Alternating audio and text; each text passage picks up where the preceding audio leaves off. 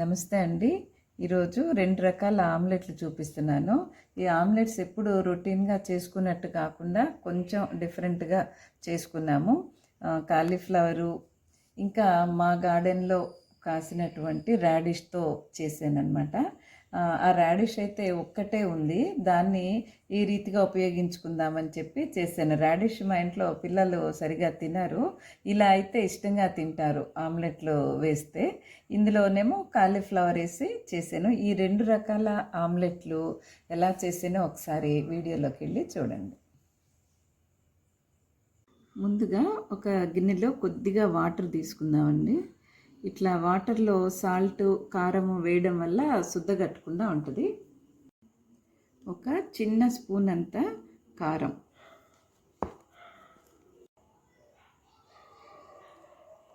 కొద్దిగా salt, cauliflower fry చేసేటప్పుడు ఇంకొంచెం వేసుకుందాం. ఇలా వేయటం వల్ల ఎగ్ కొట్టేసిన తర్వాత కారం వేయగానే ఉండలుండలుగా ఉంటుంది. ఇట్లా కొద్ది వాటర్ వేసుకొని కలుపుకొని అప్పుడు ఎగ్స్ వేసుకుందాం.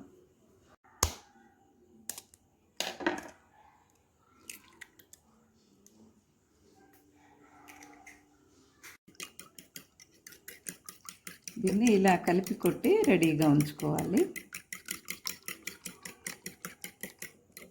2 ఎగ్స్కి 1 కప్పు కాలీఫ్లవర్ తీసుకున్నానండి. దీన్ని హాట్ వాటర్లో సాల్ట్ వేసి ఒక 2 మినిట్స్ ఉంచి తీసాను.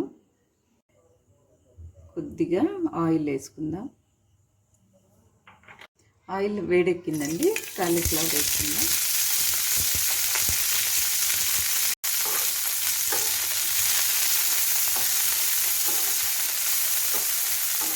ఇది కొంచెంగా ఉడికితే బాగుంటుందని మామూలుగా బాగా సన్నగా తరిగి పచ్చిది కూడా వేసుకోవచ్చు, కానీ కొంచెం ఆయిల్లో ఫ్రై చేస్తే ఆ స్మెల్ పోతుందని చెప్పి కొద్దిగా ఇలా చేస్తున్నాను. కొద్దిగా ముక్కలకి పట్టడానికి లైట్గా సాల్ట్ వేస్తున్నానండి. నాకు ఎగ్స్లో వేసాను. కొంచెం లైట్గా పసుపు,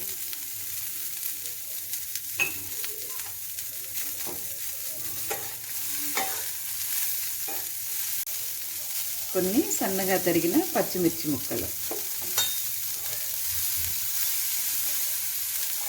కొంచెం ఇది ఫ్రై అయిందండి. తీసి మనం రెడీ చేసి పెట్టుకున్న ఈ ఎగ్లో వేసి అప్పుడు మళ్ళీ కలుపుదాం.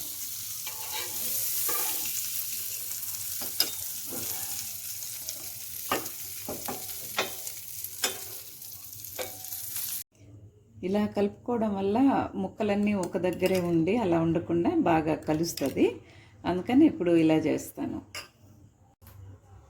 ఆయిల్ అవసరమైతే మళ్ళీ వేసుకోండి, లేకపోతే ముందు వేసుకున్న ఆయిలే సరిపోతుంది.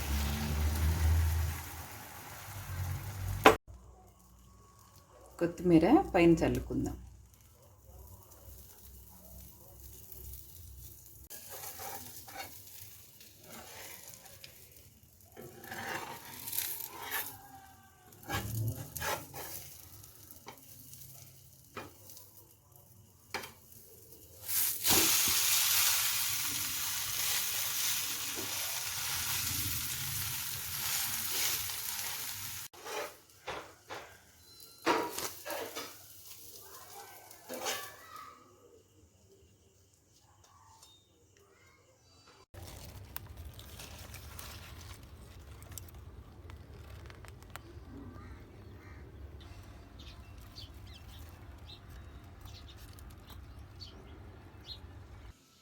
ఈ రాడిష్ కడిగి శుభ్రం చేసుకొని ఇలాగా తురిమి పెట్టుకోవాలి.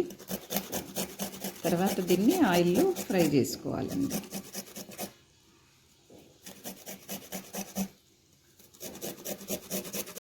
ఒక్క ఎగ్ వేసుకుందామండి. దానికి కొంచెం కారం, సాల్ట్,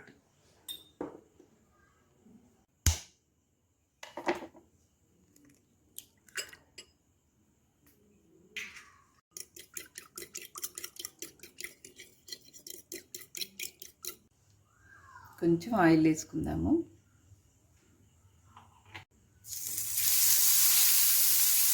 తురిమిన రాడిష్ ఆయిల్లో కొంచెం ఫ్రై చేస్తే ఆ వాసన పోతుందండి.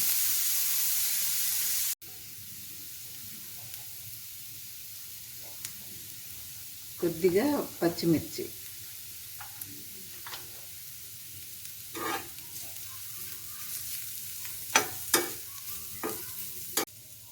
లైట్గా సాల్ట్ వేసుకుందాం.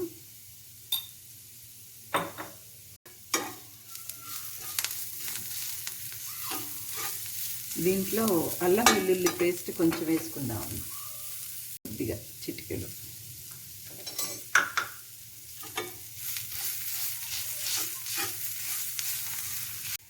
కొద్దిగా పుదీనా,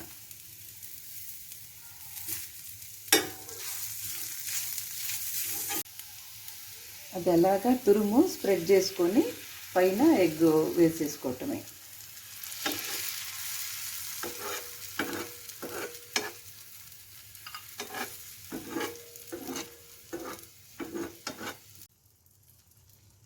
పైన కొద్దిగా పల్చగా నువ్వులు చల్లుకుంటే బాగుంటుందండి.